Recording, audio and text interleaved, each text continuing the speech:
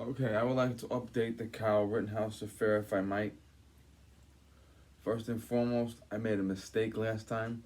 I said the first individual had been convicted of a sex offense because he was 18, she was 16. That's how powerful the media was. Now, the media couldn't hide, from me at least, the fact that he was out rioting, looting, and attacked Kyle Rittenhouse. But the media did hide the truth about his sexual abuses, okay? He was arrested and charged, convicted, pled guilty to no less than 11 counts of sexual misconduct with boys ranging between 11 and 9 and 11 years old.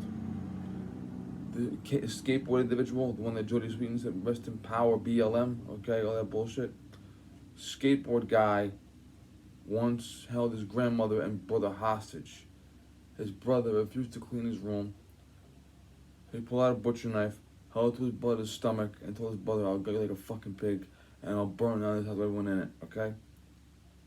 Other guy that survived threw a rock through his girlfriend's window, had done burglary, a couple other things, okay?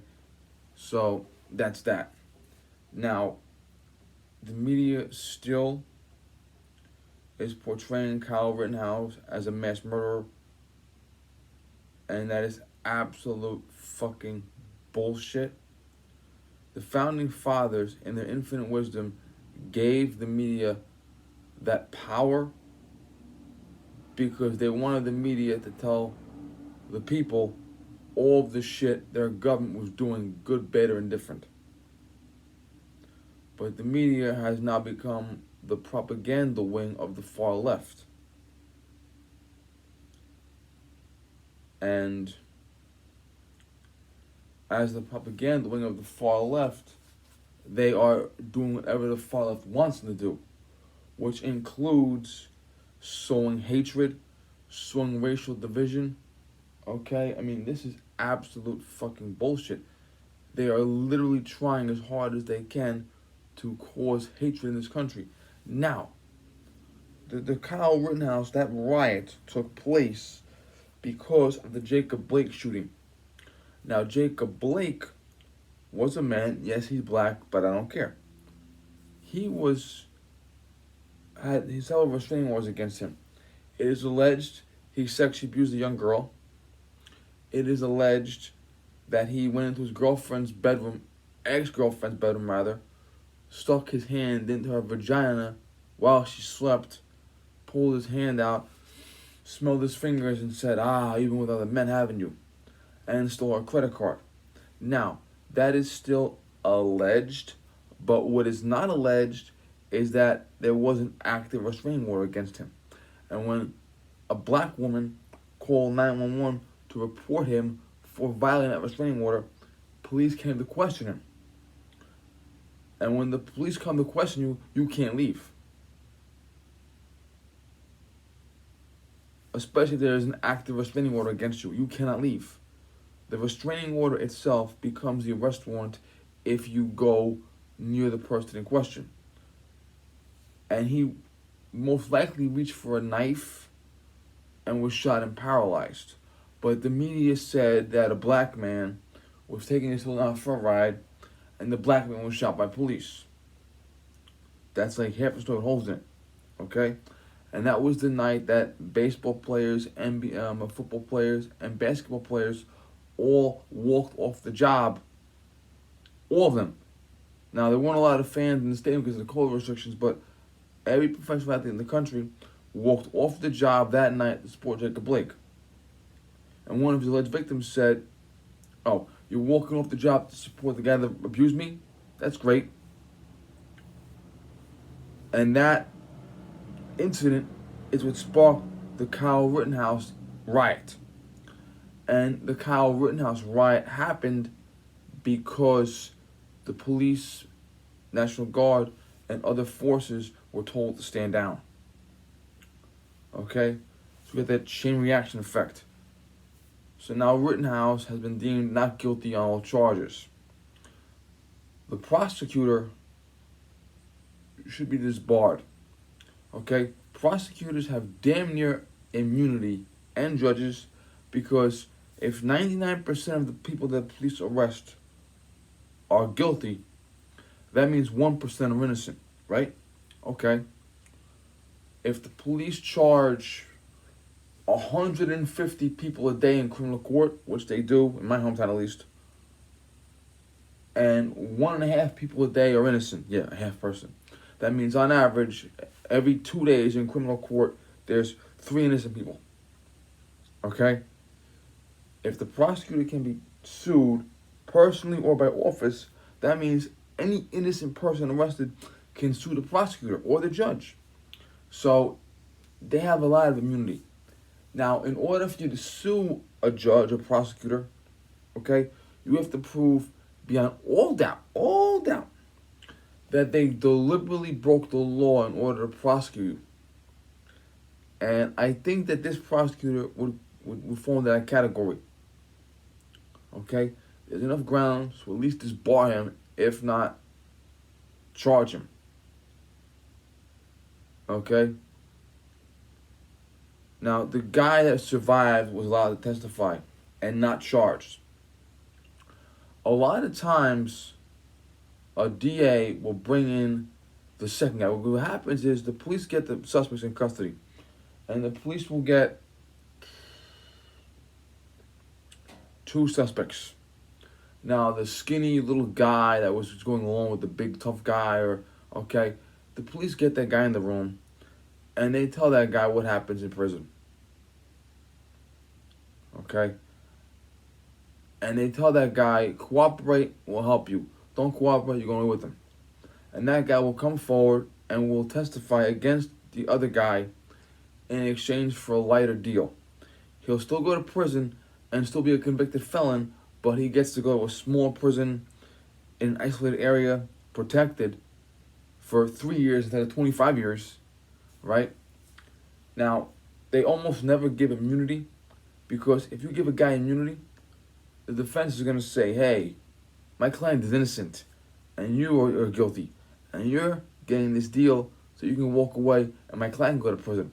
So what they do is they give the second guy, the third guy, the 10th guy down the line a jail sentence, reduced, however, to get him to cooperate.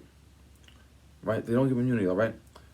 The guy that pulled the gun on Kyle Rittenhouse is a convicted felon with a gun who admitted on stand that he shot at Kyle, and he pulled the gun on Kyle Rittenhouse, and then he got shot. Okay? He's not being indicted. Okay? Out of the 50 guys that attacked Kyle Rittenhouse, 1 was black. That was the jump kick guy, okay? He is not being indicted, okay? They have identified almost every single person that was involved in that incident that night, and not a single one has been prosecuted. Nor has any other rioters been prosecuted. So you have this case where a guy shoots 3 people, kills 2, injures 1. The video shows a very strong argument for self-defense, and you refuse to prosecute a single person for rioting, but you prosecute him. Okay? Even to the point you call a child rapist, a domestic abuser, heroes. Okay? They even said, if you have a rifle strapped to you and a guy pulls on it, it's unrealistic for you to be threatened about the rifle being taken away from you. Okay? They say you gotta take a beating now and then. It was such fucking bullshit. Now, there's another aspect we have to do. NBC. Now, the media has been like the angry mob, okay? Like, if you ever see, let's use William Wallace as an example, okay? William Wallace was executed. Now, William Wallace is a Scottish patriot. Nowadays, we have England, Scotland, Ireland, and Wales are 4 countries that became one country, one united kingdom, okay? But back in the day, Scotland, England, Ireland, Wales were all separate kingdoms that fought each other. So now you have William Wallace, who was captured and executed. And in real life, the execution was a lot more brutal than it was in the movie. But while the execution is going on, you really did have the fan. He was executed at a festival. They had a festival in London, and they brought him to the festival, and his execution was the culmination of the festival, okay? And the crowd really did throw shit at him, Okay, they were cheering on the executioners. Okay, his heart was ripped out and showed to the crowd as a spectacle. Okay, so the media now today, okay, is the mob that are actively cheering on the violence and encouraging the violence. Okay, or imagine if you went out somewhere and there was a riot and you had a guy laying on the ground and there were people beating him with bricks and rocks and bats and pipes, just beating the fuck out of him, okay, killing him essentially, okay, and there were other guys saying, yeah, kick that motherfucker's ass, or yeah, kill that motherfucker, okay, that's the media. The media today is instigating a riot. When I was in school, they told us that if you cheer on a fight, you can get suspended. You can get suspended for cheering on a fight. Okay, well, the media is cheering on the fight, but they're cheering on the fight through a megaphone, through the internet, okay? Okay, and they spread propaganda and lies, okay? That's what they do now. So, that's the media for you. Now, NBC took it a step lower. NBC actually hired someone to stalk the jury. Now, when you have a jury, now let's be realistic here, okay? Less than 1% of all defendants see a jury. Less than 1%, okay? That's why if you've had jury duty, chances are excellent that you were in a room with 100 people or 200 people for a day or two and you were sent home. What happens is you were left on call, or on standby. What happens is if a guy is charged with a felony and he wants a jury, he has to get a jury. So they have juries on standby. Okay? And when they need a jury, if once in this room, they get one. They call the standby people and they fill them down to be a jury. You cannot talk to any juror. Okay? The judge, the jury clerk, and the court officer, they talk to the jury. Okay? Whether it's your first day of jury duty to just sit in a room somewhere and wait, or you're a juror on an actual case, you cannot talk to a juror. Even the judge, the prosecutor, and the defense attorney, when they talk to the jury, they talk to the jury in the courtroom in front of the judge, okay? But if a prosecutor goes to the cafeteria and sees a juror there, okay, he can't even say hello to the juror. He literally can't say hello or goodbye. He cannot say one word, okay? A prosecutor and a defense attorney cannot say one word, no battery, to a jury outside of the courtroom itself. Okay? You cannot talk to the jury, period. Okay? If your family member is on the jury, you can't talk to them. Okay? If the jury is sequestered, you need permission from the judge to call your family member. Okay? Yeah. If your family member is not sequestered, they come home at night, they're on a jury, they can't tell you what's going on. Okay? They can't tell you what jury they're on. Okay? So your husband or wife is doing jury duty in that town at that time. Are you on that case? They can't even tell you that. Okay? You can have no access to the jury. So for a reporter to stalk the jury during deliberations, that is such a felony. It's not even close to funny. Okay? Now, obviously, the DA, prosecutor Kyle Rittenhouse, okay, they're not going to fucking prosecute the juror, the NBC guy. But there should be an investigation into that. I mean, if you had a prosecutor that did the fucking job, they would have had that fucking guy in prison.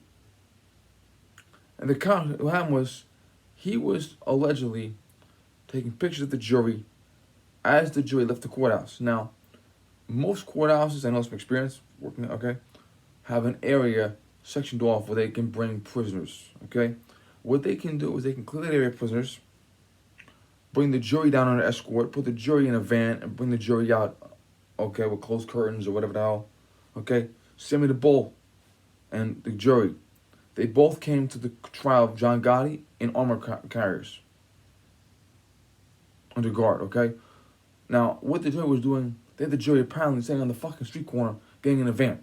That jury should have been in the back alley, behind the closed fence, under guard, going in the van.